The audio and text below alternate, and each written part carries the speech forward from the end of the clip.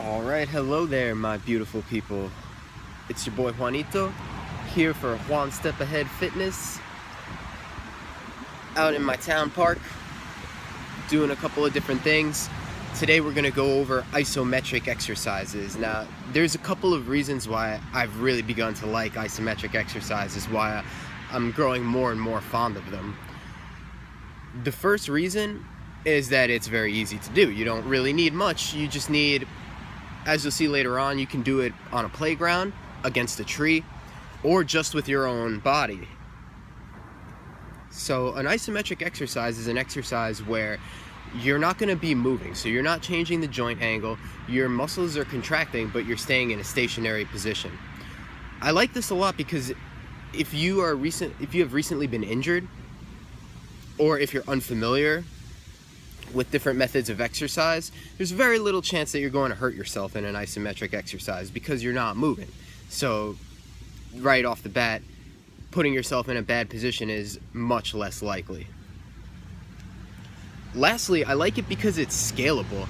You can change the amount of force that you're outputting, and because of that, you can develop muscular endurance in a more realistic way, right? If you're playing a sport, you're not going to be going 100% all the time like you would be if you're doing your deadlift PR. It's going to go up and down and up and down, and so isometric exercises will give you greater endurance in this way. That's pretty much it. I love you guys. Thanks for watching. Let's get into it. Totally scalable. That's one of the things I like most about it. You don't have to go as hard as you can, but you can. Alright. So we're back here.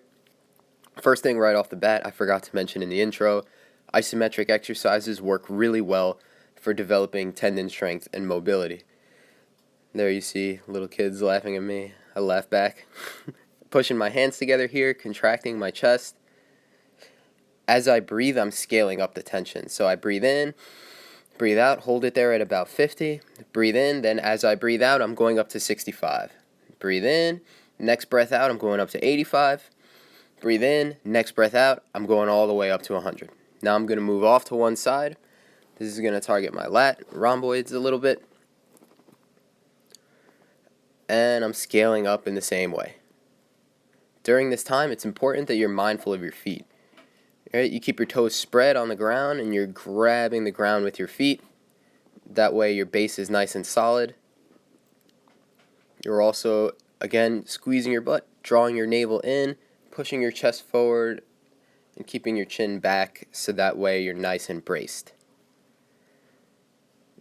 Here, we're off to that side. So the next one I'm going to do, I'll be pinching my knees together. So you just put your feet together, bring both your knees inward, and they're going to push against each other, just like your hands were. And you'll scale it in the same way. So you breathe in, you breathe out. That starts off at about 50. Breathe in. As you breathe out, go to 65. Breathe in. As you breathe out, 85.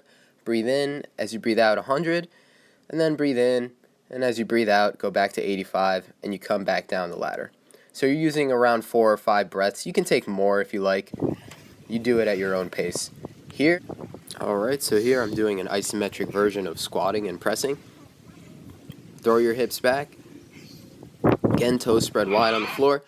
As you stand up there, you keep your pressure on your hands so that you can no longer raise your body up. So you're trying to stand up, but you're blocked off by your hands, which are pushing in.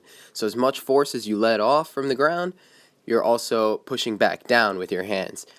And during that time, you make sure to keep your navel drawn in, chest forward, hips back. Again, toes spread wide on the floor so you have a good feel for your base. Okay, here I'm doing the same thing, a little bit of a different angle. My hands are a little bit more straight this time. There's so many different angles that you can hit with these isometrics. You just try every single thing in your environment. You know, you can go to a playground like this. You can do it up against trees. If you have a couch at home, you can prop yourself against the couch. The potential is really limitless once you understand the concept. So here I'm doing a deadlift version. So now it's very similar to the squat, hips back, chest forward, navel drawn in. My hands are down, gripping palm down, The resistance comes as I go to stand up because my arms are locked out and I'm not going to bend them. As I go to stand up, that pressure is pulling me back down through my arms. Here we got an isometric leg press. This is really nice. So you just lay flat on your back, find something that's fixed, and you're going to look to straighten out your legs. Of course you won't be able to because that object is fixed in place, so it's going to kind of dig your back into the ground. It's actually a nice little myofascial release you get out of that too, and you're scaling that as well.